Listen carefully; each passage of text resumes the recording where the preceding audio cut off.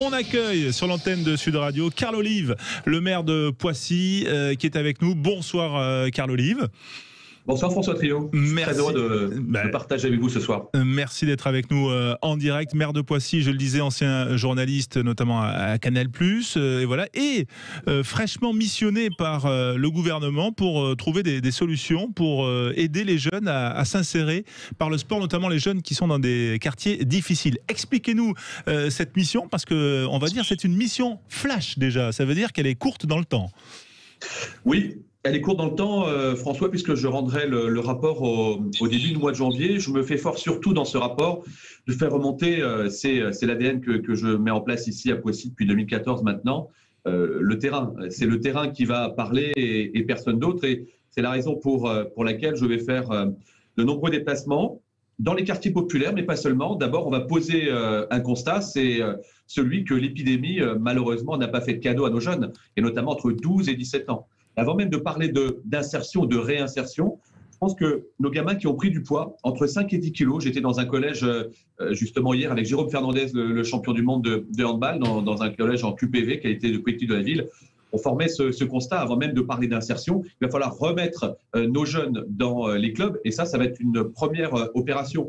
Il y a 30% de licences en moins dans les associations sportives depuis l'épidémie. Quand on s'y regarde de plus près, c'était d'ores et déjà annoncé 2017, donc vous voyez, ça date pas d'hier.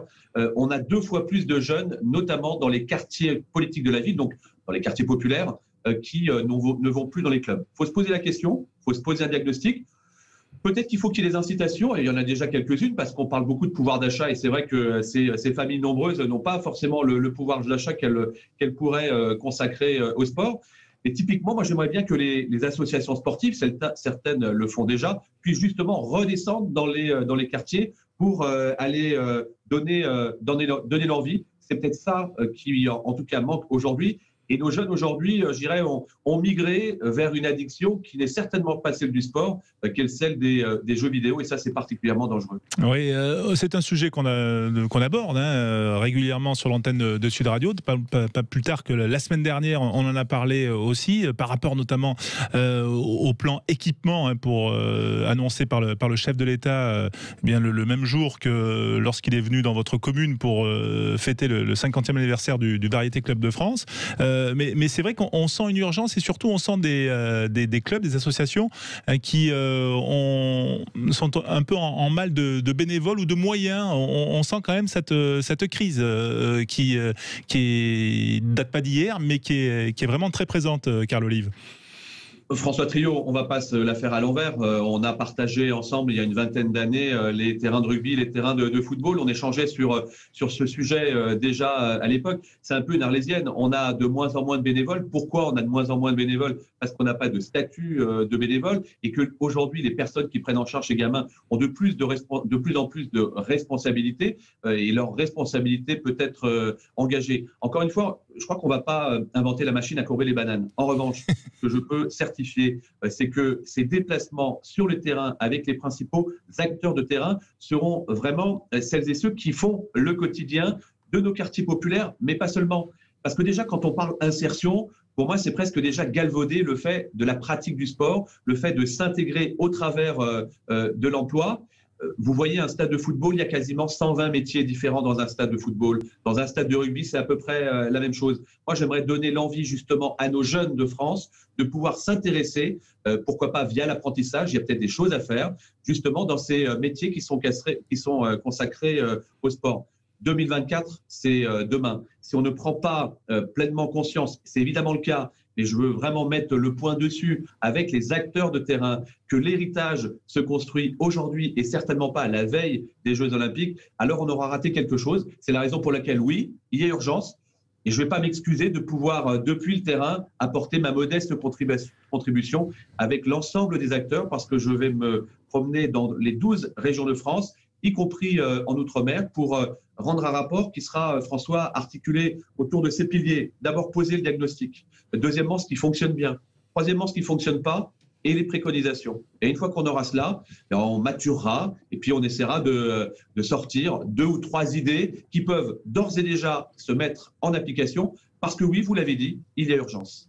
Et Carl Olive, on voit aussi que dans pas mal de cas, les enfants veulent parfois aussi pratiquer le sport, mais le cadre familial parfois ne leur permet pas, la disponibilité des parents ou des frères et sœurs, le coût aussi des déplacements. Est-ce qu'il faut créer un dispositif pour que, par exemple, je sais pas, le mercredi, le samedi ou le dimanche sur les temps libres, que ces enfants-là aient une journée sportive dédiée où on vient les chercher chez eux ou dans leur quartier, on les fait manger le midi, on leur fait faire du sport le matin, l'après-midi, ils passent une journée dédiée au sport. Et est-ce que c'est utopique de penser qu'on peut créer un dispositif comme ça ?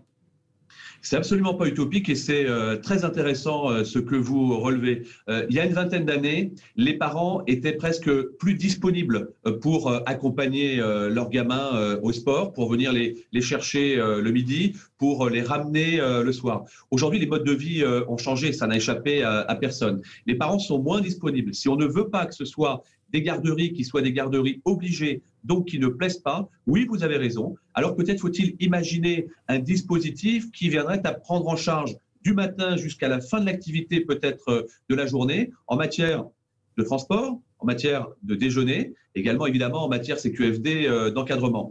Ça commence à être fait, pas partout, mais moi j'ai aucune limite. Je veux pouvoir ne s'interdire rien du tout. Et je me demande d'ailleurs si je ne veux pas venir vous auditionner.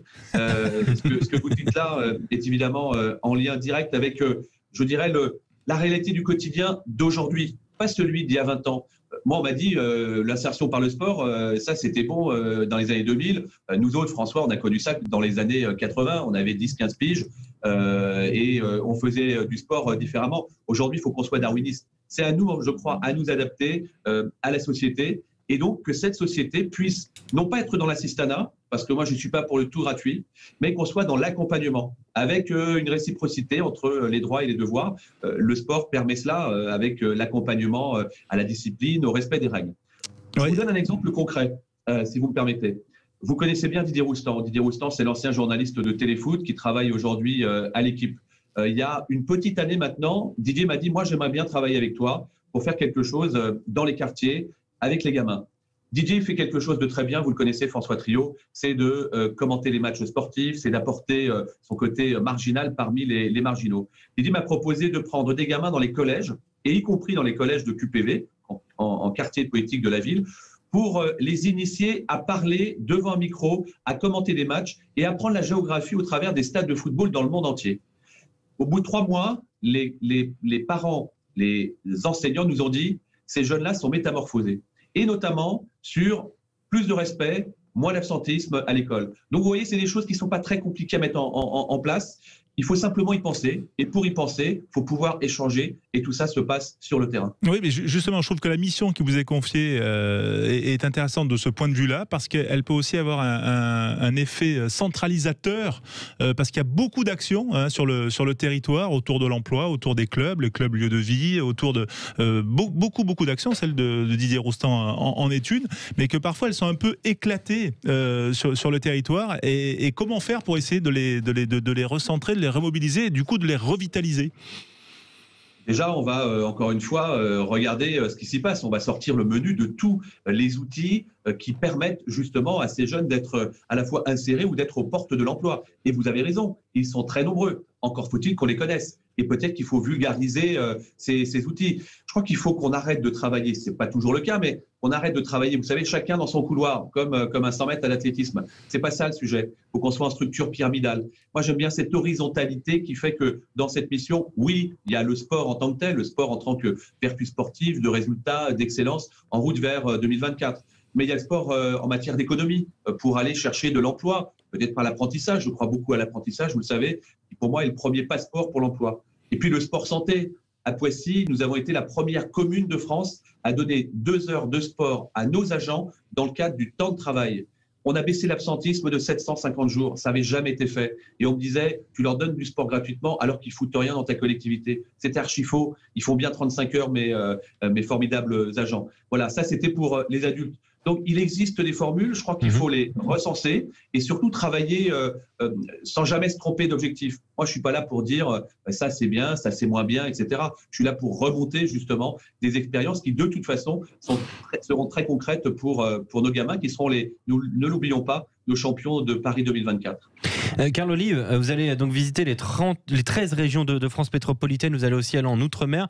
Comment synthétiser justement votre ordonnance, entre guillemets, auprès du gouvernement, avec tant d'attentes peut-être différentes, tant de contextes différents géographiquement, territorialement, que ce soit en Outre-mer, j'imagine qu'il y a peut-être des situations différentes. Comment arriver à synthétiser votre rapport, votre mission, pour qu'elle puisse convenir à tant de territoires si différents ?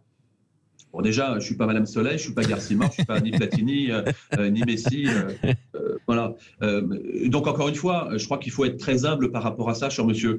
Je vais proposer, encore une fois, à celles et ceux qui seront auditionnés ou visités, de pouvoir, voilà, comme je dis, sentir le cul des vaches. Moi, je veux savoir ce qui fonctionne. Je veux savoir ce qui ne fonctionne pas. Et je veux savoir, de la voix des acteurs de terrain, ce qui n'a jamais été mis en place, qu'on pourrait mettre en place. Et c'est pour ça que je ne veux qu'on interdise rien.